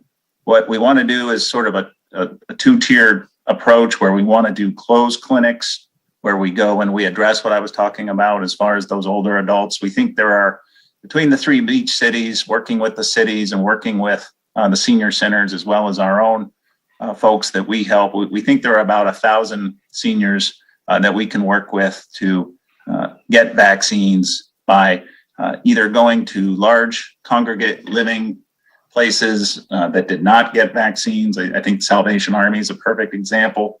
Heritage is another example in Redondo. We want to go to those large places where older adults live that are technically independent living, but have more of a congregate setting and have not received vaccines like some of the assisted living and skilled nursing facilities have. So that's going to be our first priority when we get vaccines. You'll notice the word MPOD is not here anymore. The county is not pursuing medical points of dispensing. That was something that they had talked about doing after the megapod sites. They are not pursuing those. So the health district, we're ready to operate our own site, and all we need are vaccines. We don't need to be an MPOD site. We're a registered provider.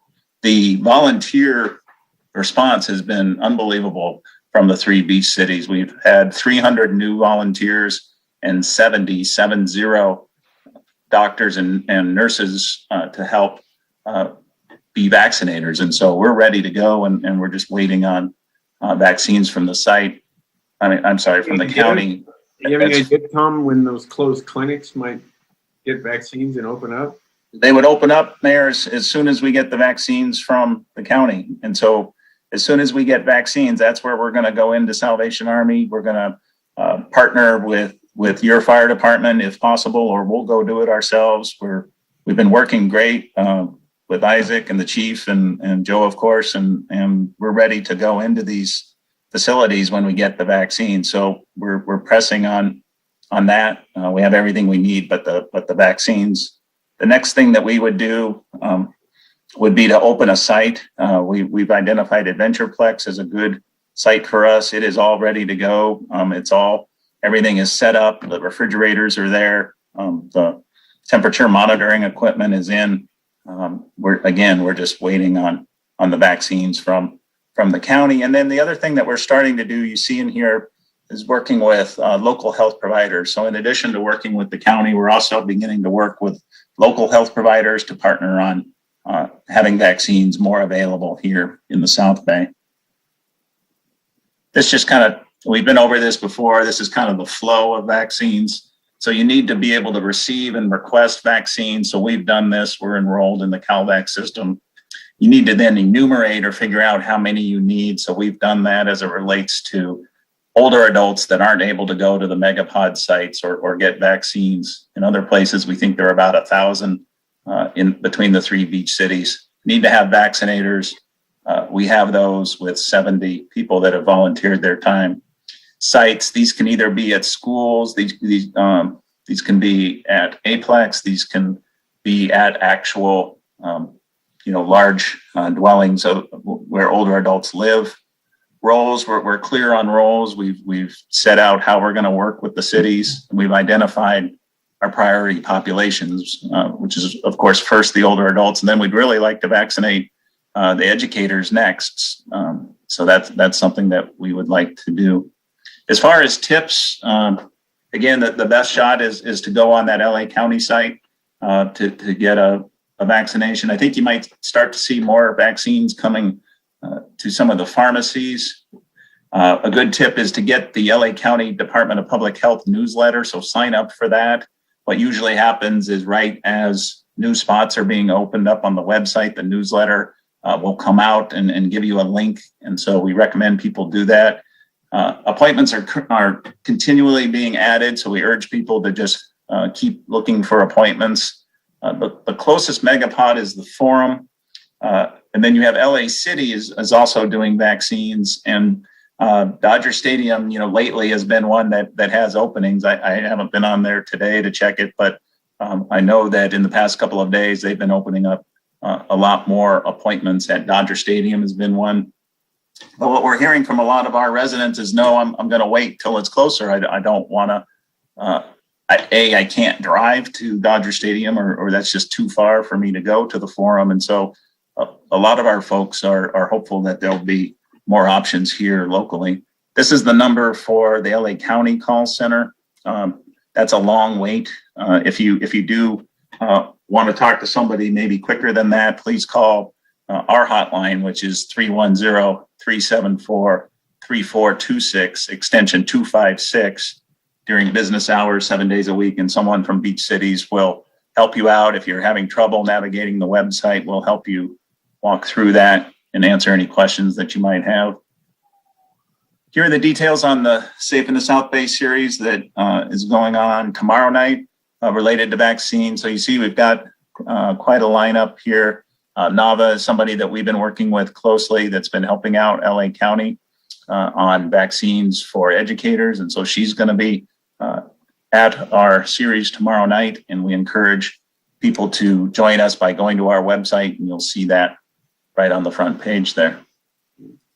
So that was a quick overview. I didn't want to take a lot of your time. I wanted to make sure you had the latest on vaccines. I think, as Joe said, we remain hopeful, but we really are at the discretion of the county partially, and then we're also now trying to work with health providers to partner up with them and access vaccines that way.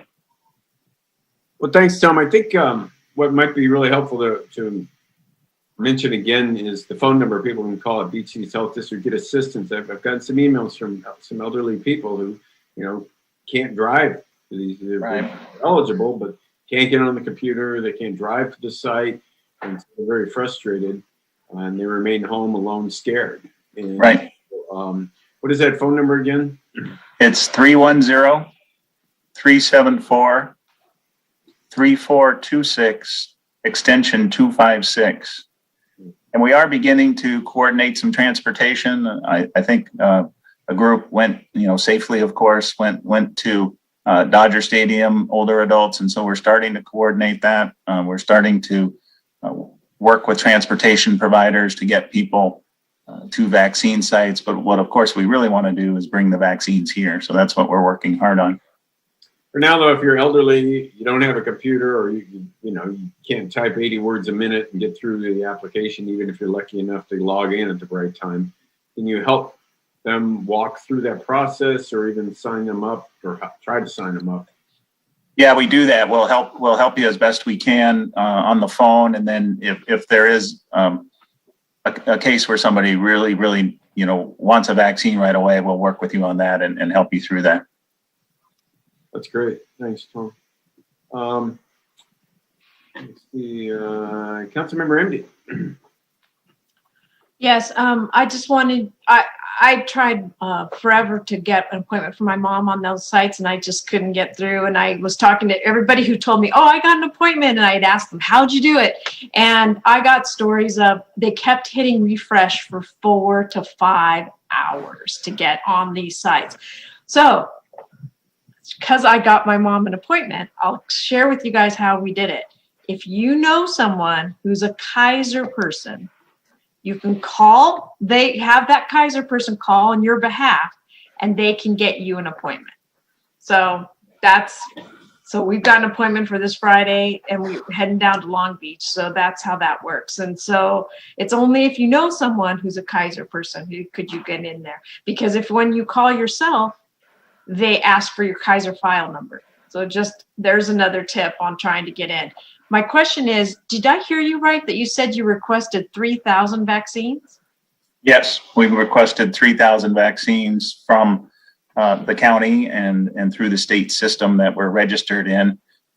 So we have the 1,000 that we know of, and then that would be the second dose. So that's 2,000 there. And then we think that there's probably another 1,000 first doses that we could do for the older adult community. So we have requested 3,000 vaccines. Is that the max you could request, or is that what you thought you could handle as far as storage or logistics? Because honestly, I don't think 3,000 is enough. No, it's what we're eligible to request right now for who can get vaccines. So, for instance, that would only be people over age 65 right now. We think that window is going to get opened up to folks above 65 it's going to be opened up to educators here pretty soon. So at that point, Laura, we would up our request, of course. Right, because that's huge. That's like 6,000 people right there. Right. And then and just to clarify on the Kaiser tip, they're limiting it to 75 or older. Just so all of you know on that one too. Yeah, we've heard that about Kaiser. That's a good tip. Another one is if you're a veteran, try the VA, try the Veterans Administration, because they're a federal agency. You're able to we've heard of people being able to get vaccines through the VA. So that is another tip for folks. Okay, I just think that 3,000 is going to go very quickly. Yeah, and so we can change that request online, and so as soon as there are more people eligible, we can crank that number up. Okay, great, thank you. Laura, what exactly is a Kaiser person? You mean somebody that works there, or Kaiser member? They just have to be a member, because here's what happens: you call the phone number, right, and then they say, you press some number, and then then they say to you, we don't recognize your phone number. You don't have. Could you enter your Kaiser file number? And you have to have a file number to be able to get through to a person to make an appointment. But if you have a Kaiser member, they can get through to that number right away. And so, because their number is recognized, and that's what I mean. So you have to know someone to get in there. Yeah, and use their phone. Or use their phone, exactly, either way. We've heard of people getting appointments for their parents that are Kaiser members, and so yeah. Right. I was going to say that's exactly what we've done. My mom is over 75 and she's getting one at Kaiser. She's not a Kaiser patient. We are, but it's through someone else that we know as well. So it can be done, and that's a great way to go. Great. Anything else, John? Because you were the one with the. Oh, I was just going to chime in, and Laura explained it perfectly. So. Okay. Any comments from the public?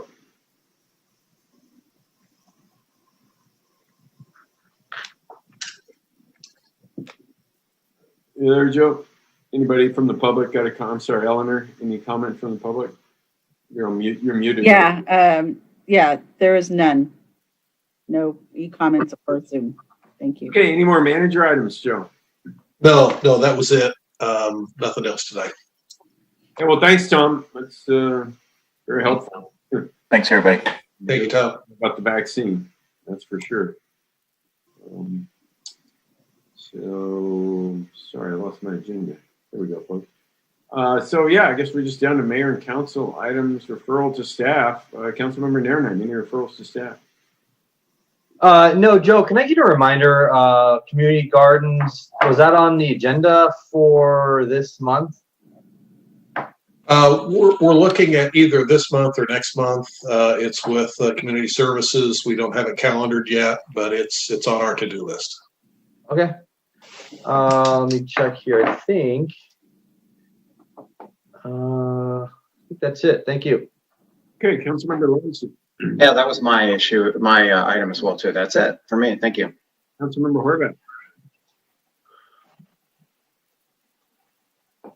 I'd like to make a referral related to the potential renaming of what we right now call the Flagler Parquet. It's just a blank space of grass on Flagler and 190th. One of our historical commissioners has brought forward a fairly compelling story of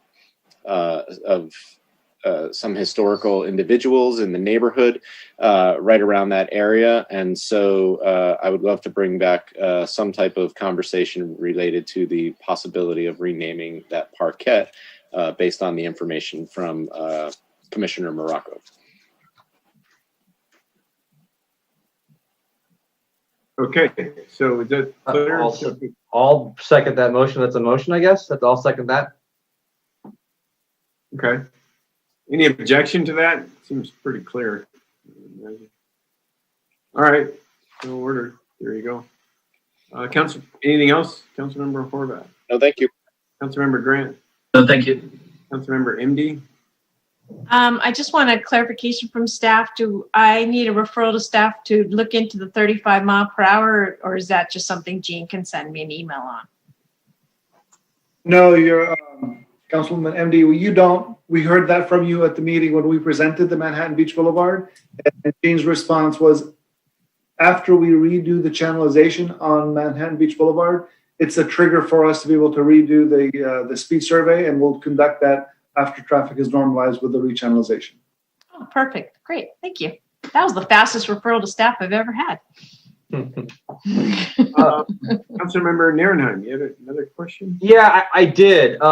Actually, Joe, last council meeting, we had a referral to have Larry Cosmont bring back a discussion regarding the bond items. And we were supposed to bring back discussion or amendment this meeting regarding having Larry come back and talk about it for us at the mid-February meeting. And I didn't see the item on the agenda, and I meant to bring that up.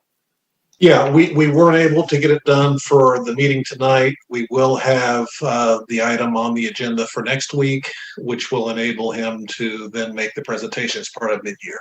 So It was kind of a two-step process. So we will have it next week for you. Thank you. The one item I had, Joe, Ted, our famous roundabout in the very southern section of Redondo Beach definitely needs some TLC. Boy, that's a heavily trafficked roundabout, very popular, and in potholes and cracking. And so I don't know. You guys are probably already paying attention to it, but I definitely noticed it myself, and some other people have mentioned that. Yeah, it's got some potholes and not going to do well in the near future. We'll assess that and make some repairs, Your Honor. Yeah, thanks. Okay, I think that's about it, folks. Let's look here. I guess that is it. No more closed session. We'll just adjourn until our next regular meeting, which will be, well, not Tuesday. Are we having a meeting Tuesday, February 9th? We will, yes. We'll have we've got a few open session items to do. I'm not sure about closed session. Oh, okay. Well, I'll entertain a motion to adjourn to, so we'll have a meeting February 9th and February 16th? That's right, yeah. So moved. Second. Okay, any objection to adjourning? All right, well, everybody, have a good night. We'll see you in a week. Thank you. Good night, everyone. Safe.